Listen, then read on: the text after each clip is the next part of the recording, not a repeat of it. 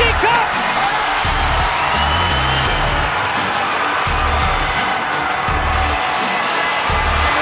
Is enough for Collingwood. Centennial Cup champions in 2024. Well, hello there, folks. This is the OJHL All Access Podcast. So great to have you along for another episode. Alex Bashavansky here. We've got a few weeks left up until the battle for the Buckland begins. The most wonderful time of the year in the OJHL. The postseason kicking off in early March. And joining me on today's show will be two of the OJHL's best goalkeepers this season, hoping to lead their teams to the Buckland Cup. First will be Noah Tegalaar of the Collingwood Blues, who's trying to lead his squad to its third consecutive OJHL championship and second straight Centennial Cup. Also stopping by will be Michael Newlove of the Burlington Cougars, who up until the trade deadline was a Georgetown Raider until the two teams pulled off a swap. Now, both goalies were also recently listed on the NHL's midterm rankings for the upcoming draft this June. We will have them on today and we will talk all about their season so far. But first, some quick news for you. Let's take a look at the latest CJHL rankings. The Greater Sudbury Cubs of the NOJHL continue to lead the way at number one. They extended their winning streak last week to 19 consecutive games. Leamington is the top OJHL team at number 3. Trenton one spot behind in 4th. The JRCs came in at number 9, and the Collingwood Blues slot in at 14th. Now let's take a look at how that compares to the OJHL coaches power rankings. The Flyers at number 1, the Hawks at number 2, JRC's 3, and Collingwood at number 4. So they are in agreement with those, the way they're slotted in the CJHL rankings. Anyway, Halliburton comes in at number 5, Milton at number 6. So great to see the Stouffville Spirit up in the top 10. They are at number 7, the Wellington Dukes number 8, the Patriots number 9, and the St. Mike's Buzzers come in at number 10. And now I am so happy to be joined by a player whose squad is featured prominently in both the CJHL and OJHL power rankings, Noah Tegalaar of the Collingwood Blues. Noah, how's it going? It's good. How are you? I'm doing well, thanks. Not as good as you are, though, with the season you're having so far, buddy. 16-4-1, 1.79 goals against average. How would you analyze the season you've had up until this point? I think I've been doing really good. The expectation coming in was to be the guy for Collingwood, and I think I've done a pretty good job, and the team's in the best position for me to do so, so can't really complain. Definitely not. Let's take a step back first, though, because you are a Georgetown kid.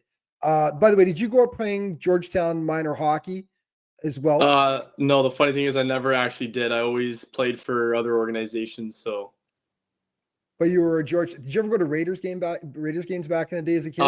All the time. When I was when I was really young, we'd all go to them, and I kind of looked up to those guys. For sure, yeah. They had some great teams as well when you were growing up. Okay, so here's the question then: Georgetown kid, Southern Ontario, GTA. How the heck did you end up playing in Blind River last year with the Blind River Beavers of the NOJHL? How did that happen? It was kind of unexpected. I played U18 for Guelph. Tried to make some junior teams around here, tried out for Georgetown, stuff like that. Didn't have any luck, didn't make any of the teams. So I told my U18 coach I was going to be going back. But then I went to the Sioux's main camp. Did pretty good, and one of the goalies for Blind River got injured, so they needed a guy. The coach came out to watch me, and they all agreed that they wanted to bring me in. So I had 3 days after the camp to go back home, get my stuff, and then I was going back up north.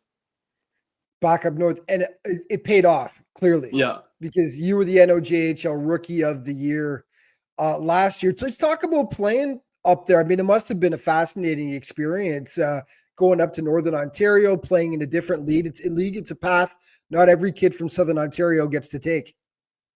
Yeah, it was great. Like in Blind River, there's not a lot of people there. It's a pretty small population town, but mean, the fans were great. Like, they supported us, and that's what they lived for, was coming to our games and seeing us do good. So us being able to be a really good team that year and put up a good season for them was it was a really good experience.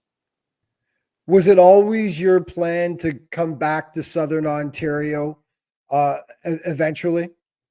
Yeah, the whole goal of last year was to kind of get me junior games, experience what it's like to play junior A, and then hopefully come back down here and find a team.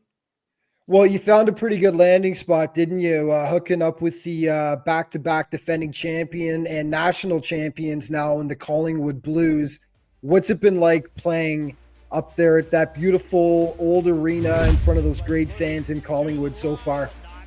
Oh, it's great. I mean, from the coaches to the teams to the fans, it's been amazing so far. The fans always show up to the games and they're always cheering, and the team supports me in every way I need, and the coaches are just great. So I couldn't be happier. So we'll be honest too. I mean, you of course know that you had big shoes to fill coming into the season. Noah Pack will go down as an absolute legend in Collingwood for leading them to those titles, and of course the national championship. He's now at Yale University. When you came in and joined the team, did you know about Noah and what he'd managed to do with the squad?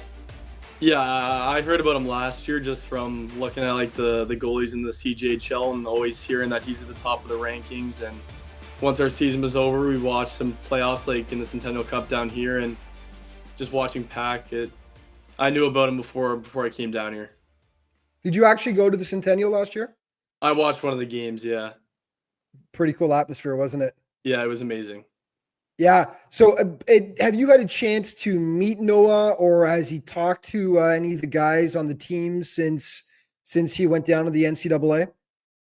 I haven't had a chance to talk to him, but he definitely stays in touch with the team, and I had one little conversation with him at the ring night ceremony, and just that's about it. But yeah, pretty cool ring ceremony there, wasn't it? yeah. Great to celebrate that with the fans and former players and stuff. So as a goaltender growing up, was there a specific player that you looked up to and that maybe you patterned your game after? Well, when I was younger, it was kind of I just loved the goalies that played for the Leafs. I mean, that was kind of it. But then as I got older, I started to kind of understand it more. And recently, I've been trying to model it after Jake Ottinger. I think he's just one of the best goalies in the league, and I try and play like him. Yeah, pretty good guy to model your game after, isn't it? But you are 16-4-1 so far this season with a 1.79 goals against average, one of the top goalies in the league. It's definitely been noticed, and we'll talk about a couple of the reasons why. But number one is, first, you were chosen to play for Team Canada East at the World Junior A Challenge in Camrose, Alberta, back in December. Not quite the result, of course, that we were all hoping for from Canada West or Canada East, but you had some fantastic games. I do the highlights for HM Live, which was covering the event, and I was laughing with announcer Dave Dawson afterwards because he was almost losing his voice, screaming about some of the saves that you were making against some really, really good competition as well. But talk about the experience of going to Alberta and getting the chance to play with that Canadian flag on your shirt. Yeah, it was amazing. I mean, like growing up, you always watch the World Juniors and you watch the players play with that jersey on, and you kind of dream of doing that. So when I heard I got the invite, I was really excited, also nervous, and then went out there, and just the team was amazing and the coaches were amazing, and I kind of just did my best, and the team wish we could have gotten done a little better, but it was definitely a great experience and helped my confidence and everything like that. You won player of the game a few times, didn't you, as well, for Canada East? Yeah, I think I got more it than like once, right? 3 games in a row. 3 games in a row. Yeah, no, it was a pretty phenomenal performance. But I mean, the scouts have definitely taken note of you, and we're going to have Michael Newlove on the show as well from the Burlington Cougars in just a few moments when you're done. You were both on NHL Central Scouting's midterm rankings for the draft in June. Just want to know, what's that like?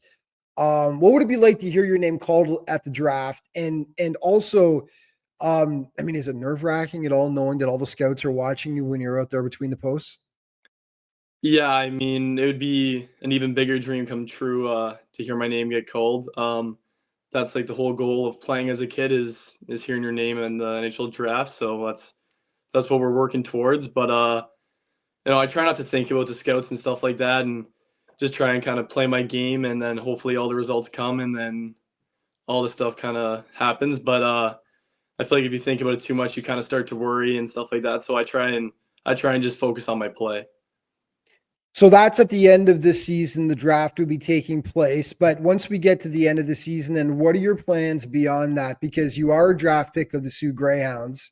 I know we were talking about it on the show last week with Ron Valentine and Alan Cork, and we were saying, is Tegalaar committed to anybody, OHL or NCAA? Because we were kind of blown away that hadn't happened yet. But you are a draft pick of the Sioux Greyhounds. First, tell us why you didn't commit to Sioux right away, and is it in your plans to commit to the Greyhounds next year? Yeah. Since like at the start of the year, the rule where NCAA and OHL like it wasn't a thing yet, so my goal was to go to school. So I decided to go out west instead of going to the Sioux. They tried to offer me at the start of the year, but I decided to go out west, and then that kind of fell apart. And then with the rule being changed, it opened up a lot more doors and everything like that. So it opens up the possibility to play for the Sioux or other teams, just depending on the situation. I could get my rates traded, or I could be playing for the Sioux. So we'll kind of see what happens. So originally it was to keep your NCAA eligibility alive. And now, of course, as you mentioned, the rule changes now that you can do both. NCAA is a goal as well. Are there schools that you've been talking to so far? Yeah, I've talked to some. I wish I could commit by the end of the year, but we'll see what happens. But that's the ultimate goal is to go to D1 school. Head south of the border, yeah. Finally, man, I'll let you go in just a second, but as I mentioned before, you guys are, you're going for the three-peat this year, the defending Centennial Cup champions. Definitely one of the favorites going into the postseason, which is coming up in what I think just about five short weeks or so. Beginning of March, however many weeks away that is. But just talk about the team you guys have got and going down the stretch and what you think you can do this season. I think we have a really good chance of winning 3 in a row. I mean, that would be a pretty big accomplishment to win 3 championships in a row. But I think we definitely have the team that's capable of doing it. And I think the playoffs is going to be a good place to show it. And I think we can go really deep, and I think we can win it all. Looking forward to it, man. We call it the best time of year, playoff hockey in the OJHL. And listen, you're doing a fantastic job so far this season. Really looking forward to seeing what you can do in the playoffs and hopefully hearing your name called at the NHL draft in June. Noah, thanks so much for taking the time to join me today. Yeah, thank you for having me. And just one other quick news note for you. There's a very cool story on the OJHL website right now regarding CJHLers on NCAA Division I rosters this season. And there are currently 317 CJHL alumni that are competing. Just under 100 of those are players from the OJHL. There's a link to a PDF with the full list of players and some real prominent names that fans will recognize. Of course, last year's stars, Trevor Hoskin and Andy Reist of the Coburg Cougars, who are in Niagara right now, plus stars from previous seasons like Andrew Albano, who's with Michigan, Dalton Bancroft, George Figueres. He was so good with the North York Rangers, and a ton of others. Head to ojhl.ca to check out the story and the full list. And from one fantastic OJHL goaltender to another, I'm now joined by Michael Newlove of the Burlington Cougars. Michael, how are you doing? Good, pretty good. How are you? Can't complain, man. Can't complain. Yeah, this is great. We had Noah Tegalaar on earlier, and now we've got yourself, as mentioned, one of the top goalies in the league this season. 2 great stats that really pop out so far: 2.63 goals against average, 924 save percentage. Talk about the season and how you think it's gone so far for you. Yeah, I mean, at the start of the season, didn't get off to a great start how I wanted, but playing in a new league, just took my time, didn't stress out too much, and then after the first couple of weeks, I've been pretty happy about how it's been going and excited for the rest of the year. So you're a native of Brampton, is that correct? Yeah. Yeah, from Brampton. Last season you played with the AAA Halton Hurricanes. This season, though, why did you choose to play in the OJ?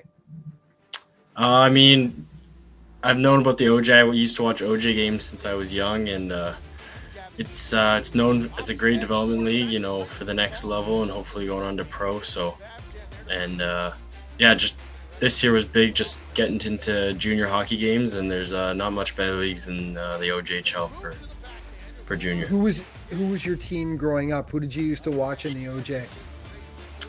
Caledon Bombers or Caledon Admirals, or when they were in Brampton Bombers. They moved around a bit. Did you got a game in with Caledon last year? Is that right? Half a game, yeah. Half a game, okay. Yeah. So you got your feet wet a little bit, and this year you signed with the Raiders, and then they traded you at the deadline to the Burlington Cougars. What was that like being traded for the first time? Did you have an idea that might be happening at the deadline? Coming to the end of the deadline, like the week of the deadline, it was starting to hear a little bit about it. I wasn't 100% sure if it was going to happen. To be honest, I really didn't think it was going to happen, but everything fell into place, I guess, and I'm happy with what happened. Yeah. Yeah, I mean, Georgetown's still got a shot at the playoffs, but Burlington's right there in a spot and super competitive team. We'll get to the Cougars in a moment, though. I want to know because, I mean, you've come so far in your goaltending career so far. There's a distance to go still. You got big aspirations, but growing up, when you were playing the game, was there a goalie that you really looked up to, whether it be in the NHL, that you patterned your game after? Yeah, when I was really young. Just starting the game as a Leafs fan, I was big James Reimer guy. Okay. I loved watching him play, but as I got older, I mean, I've started to watch a lot more of the Russian goalies like Vasilevsky and Shesterkin and stuff like that. I mean, those guys are so elite, and if I can take anything from their game, that'd be it. How would you describe your game, the way that you play between the posts? I play a more athletic game, more of a Russian style, I like to say, than a North American. Yeah. I like to use my athleticism, but I mean, at the same time, I like to keep the game simple, and I like to think I read the play really well. You were the number 1 overall draft pick in the 2024 OHL under 18 draft by the Spitfires. And one thing I noticed was interesting. You signed with them back in early September. That was before the regulations changed regarding major junior players being able to play in the NCAA. So was it always your goal, first and foremost, to play in the Ontario Hockey League? Yeah, I mean, it's actually funny you say that. So when I was really young, there was no doubt about the OHL in my mind that that's where I wanted to play. Right. And then as I got older, I started hearing about the NCAA, and then a couple years, I'd be set on NCAA and just kept switching. And I mean, once I got drafted to the OHL, I mean, I realized that it's very possible that I could play there very soon. So as soon as I realized that, the dream came back, and yeah, that was definitely it was all OHL. And I mean, that's a huge decision because back then, I mean, did you have an idea? Were you reading anything about the fact that doors might soon open because of the lawsuits and everything, that path might become an option to the NCAA when you signed back in early September? Yeah, I remember talking to my agent, and it wasn't a for sure thing, something you couldn't make your decision too much onto. Right. But it was in the back of your mind that it could happen, and that was the best of all worlds. Yeah. So before I get to the NCAA, you managed to get in 2 games with the Spitfires this season, 2-0 as well. Yeah. Record. What was that like playing, taking that step up to the O, and playing major junior for the first time with, I mean, just a storied franchise like the Spitfires? Yeah, I mean, I was up with them for a little bit before, backing up and just going through like the major junior routine, so that was good. And then my first game I actually got thrown in 5 minutes in, so there wasn't much time for any nerves that game. Was it injury or? No, just a rough start by the team. So rough start, but I'm only going by what I read on Elite Prospects. But you were 2-0, so you picked up a win in that game. Yeah.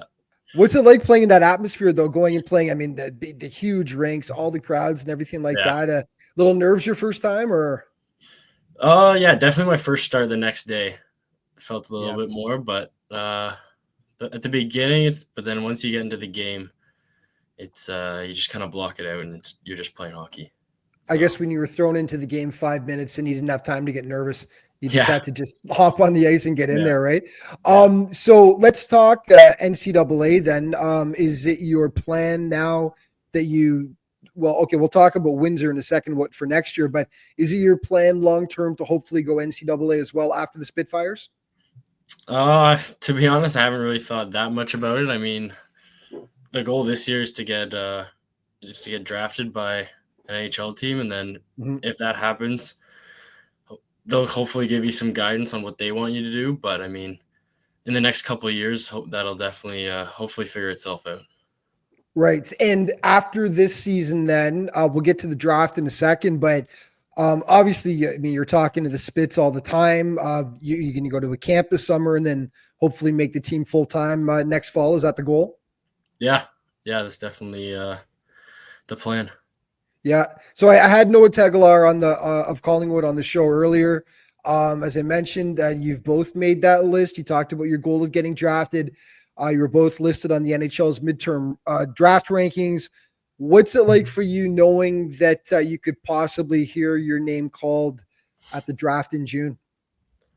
Yeah, I mean, it's pretty crazy thinking about it now.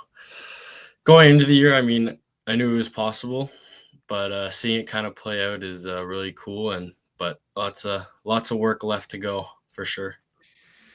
Yeah, I mean, big playoff run coming up for you guys. Hopefully, you're on a really good team there in Burlington. They're a real storied OJHL franchise too, going way back to the Central Junior B days, way before you were around, my friend. But I remember watching them way back, and they're starving for a title again, no question about it. Talk about this Burlington squad now, your new team, and what's made them so strong this season, and what you guys need to do down the stretch and into the playoffs. Yeah, I mean, just going in right away, I felt how tight of a group it was. They've already kind of brought me in, which is really nice. But yeah, they're a really fast team. I remember playing against them in Georgetown. Really, really fast, smart team, especially in the offensive zone. But we got a really strong D-core that'll shut other teams down, and a great coaching staff for sure. Oh yeah, for sure. Yeah, George is fantastic. Yeah. No, looking forward to big things. Finally, before I let you go, I have to bring it up, of course. You've probably been asked this question a million times, and I've shown the clip a million times on the show, but you joined a pretty rare club, getting a goalie goal earlier this season. Take us through the play in Georgetown and how exactly it went down. Yeah, it was pretty crazy. So I think they ended up pulling their goalie with 3. They were down 4-1, so it was a 3-goal lead. And as soon as they pulled their goalie, that's all I started thinking about. Yeah. Yeah. So and then they ended up scoring to make it 4-2 with like 30 seconds left. So at that point, I was like, oh, okay, no chance this game. And then right off the draw, they ended up dumping in. I saw the goalie going in the corner of my eye, and I was just like, here we go. And then after that, I don't really remember much. It was pretty much blacked out. Yeah. Yeah, you got to lead the charge to the bench for the tap from the teammates, and super cool stuff. You know, I had Ron Valentine was on the show last week, who's a feature writer for the OJHL and a massive Cougars fan. He goes to all the home games, by the way. And he asked me the question. He said, "Do you think that's trending now, like trending among goaltenders? Because we've seen a lot more goalie goals the last couple of years." And I mean, it's a question I wanted to ask you is this something that goalies are thinking about a lot more these days? And I'm assuming video is part of it, because there's so many of these that are now posted to Instagram and Twitter and TikTok and stuff. and you guys are probably getting a sense of the best situations maybe to go for it. I'm assuming you've seen other goalie goals. And is that in the back of your mind? You know that in a certain situation, that's prime time to kind of go for it? Yeah, for sure. Leading up to that game, it was like a couple games back, pretty much every time the goalie pulls, it crossed your mind. I mean, if you're up 1 goal against like a really good team or something, or maybe not the game to do it, but yeah, it's definitely, at least in my mind, most times. You had a 2-goal cushion though, so you knew you had a little bit of leeway there, right? Yeah. So, it's one of the best moments of the season for sure, and you've made some unbelievable saves this year that have kept your teams in the games, and you're doing a great job, man. Really, as I said to Noah, looking forward to hopefully hearing your name called at the NHL draft in June. Thanks so much for joining, and we'll do this again another time. Good luck the rest of the season as you guys get towards the playoffs. Thank you very much. And that is going to wrap things up for today. A huge thank you, of course, to Noah Tegalaar and Michael Newlove for joining me today. They're just having incredible seasons with their teams in the OJ, their first season in the OJ as well. And they're just doing a remarkable job. Just a reminder, folks, that to stay up to date with everything that's going on in the league all throughout the season and, of course, into the playoffs as well, you can check out the league's official social media outlets. Thank you so much for watching. We'll see you next week.